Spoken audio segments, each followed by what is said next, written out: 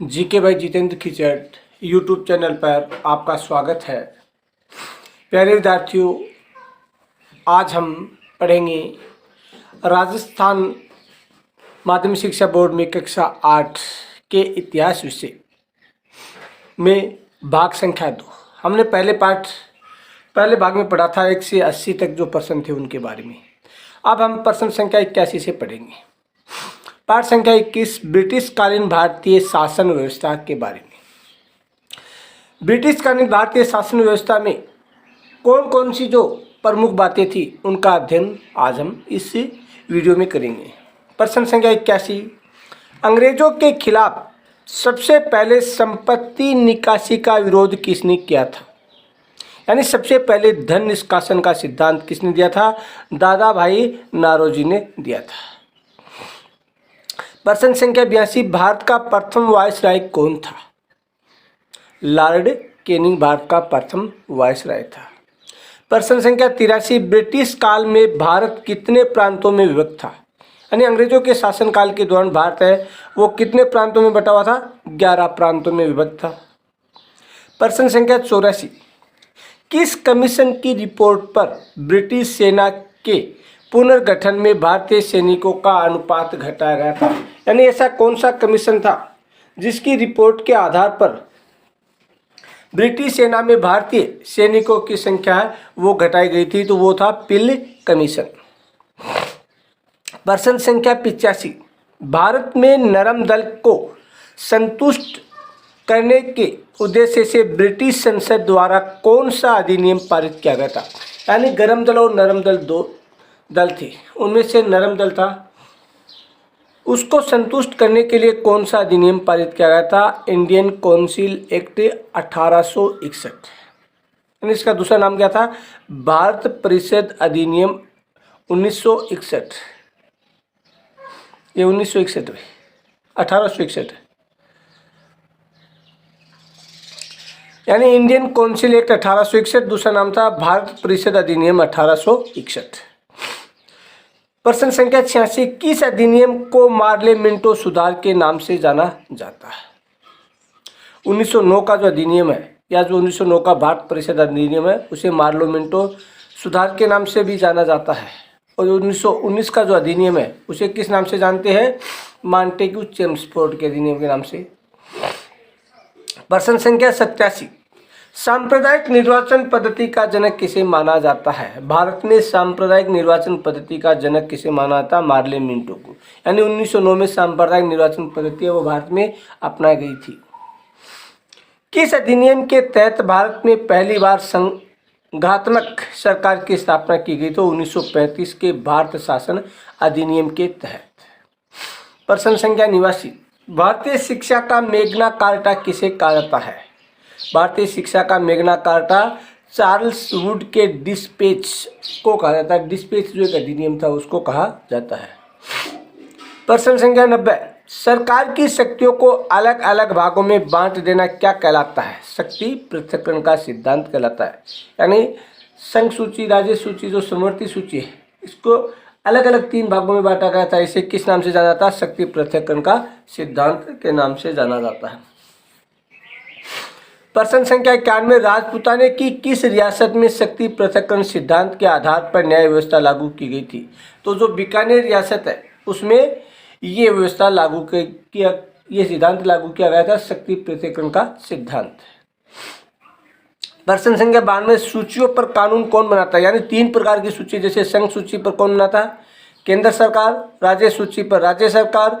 समवर्ती सूची पर केंद्र व राज्य सरकार दोनों बनाती है, लेकिन इसमें प्रमुख कौन सा होगा? केंद्र सरकार का ही होगा। उसके बाद में हमारा पाठ संख्या 22 राष्ट्रीय आंदोलन। प्रश्न संख्या 93 कांग्रेस की पहली बैठक कब हुई थी? यानी भारतीय राष्ट्रीय कांग्रेस की पहली बैठक 28 दिसंबर 1885 को और कहाँ हुई थी? गोकुलदास तेजपाल संस्कृत कॉलेज बम्बई में हुई थी। प्रश्न संख्या 94 कांग्रेस का पहला अध्यक्ष कौन था? तो कांग्रेस का पहला अध्यक्ष था व्योमेश चंद्र बनर्जी, कांग्रेस के पहले अध्यक्ष थे।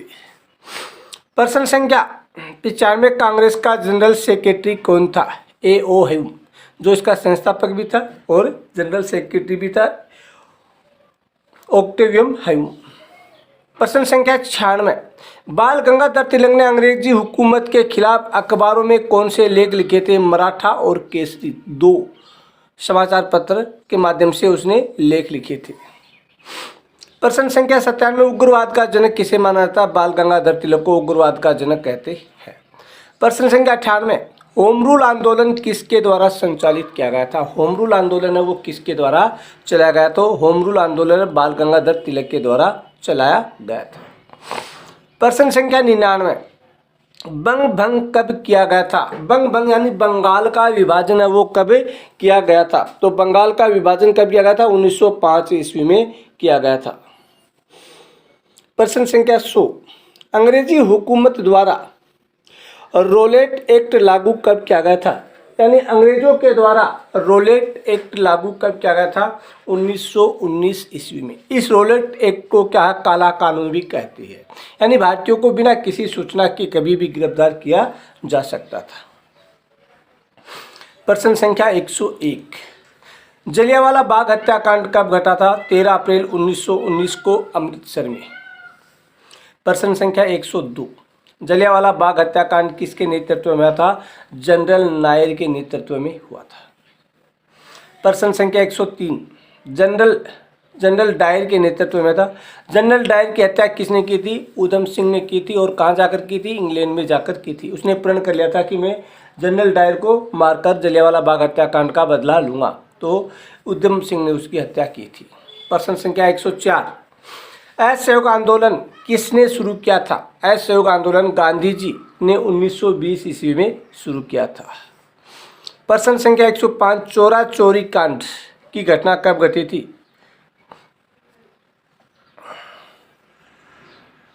5 फरवरी 1922 ईस्वी को चोरा चोरी कांड की घटना घटी थी।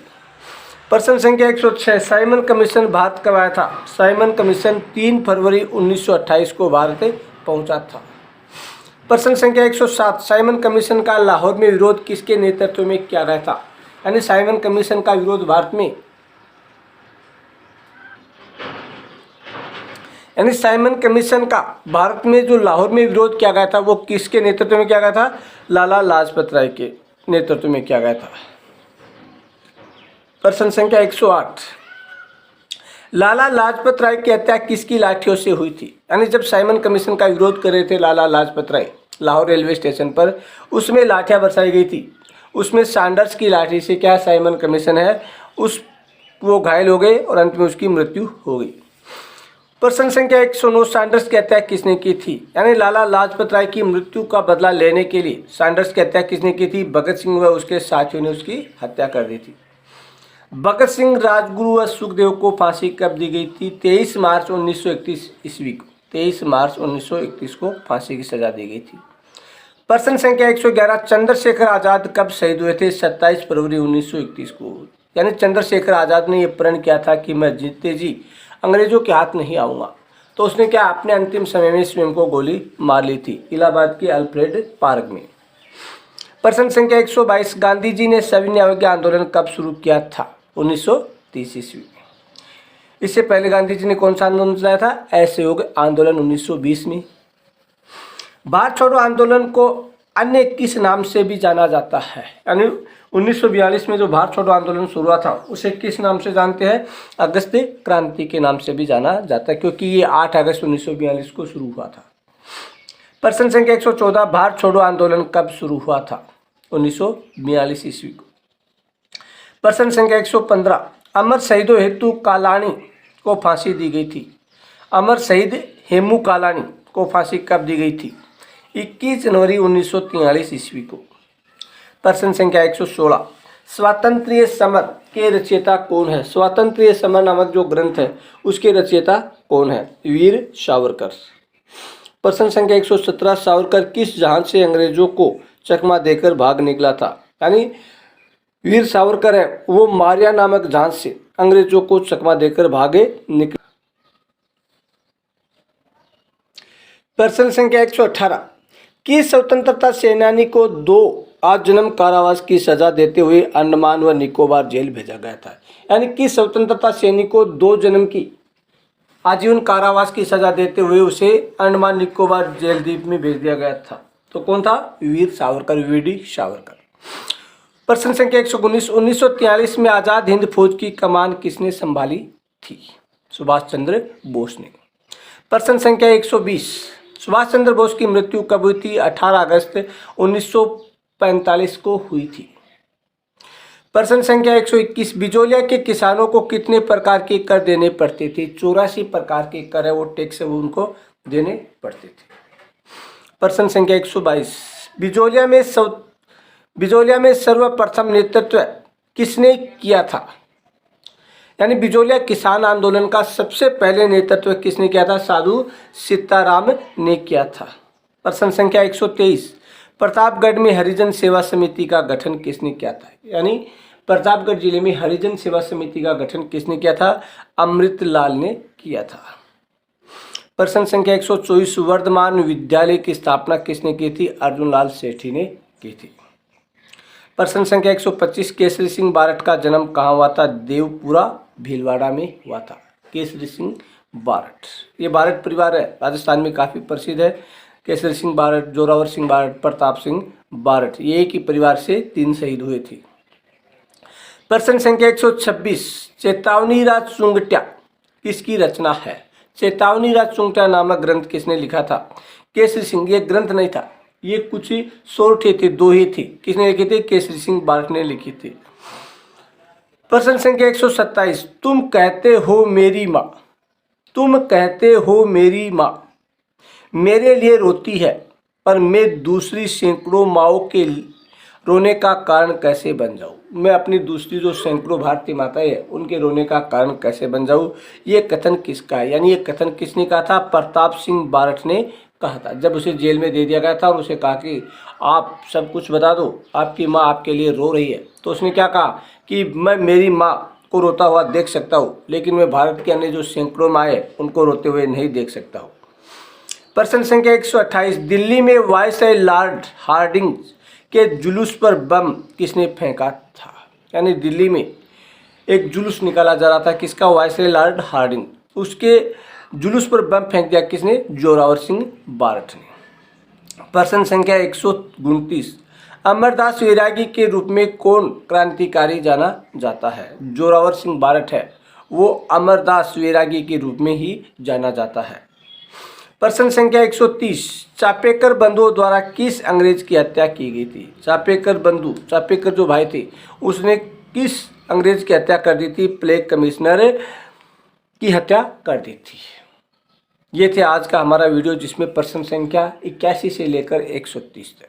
तो सभी विद्यार्थी GK by Jitendra Khichar YouTube channel को ज़्यादा से ज़्यादा सब्सक्राइब करें, लाइक करें एवं अन्य साथियों को शेयर करें, तथा सब्सक्राइब के सामने जो आइकॉन यानी घंटी का जो बटन है उसको दबाएं, ताकि आपको जो भी नए वीडियो अपलोड किया जाए उसका नोटिफिकेशन तुरंत मिल जाए। इसी के साथ जय हिंद, जय भारत साथियों।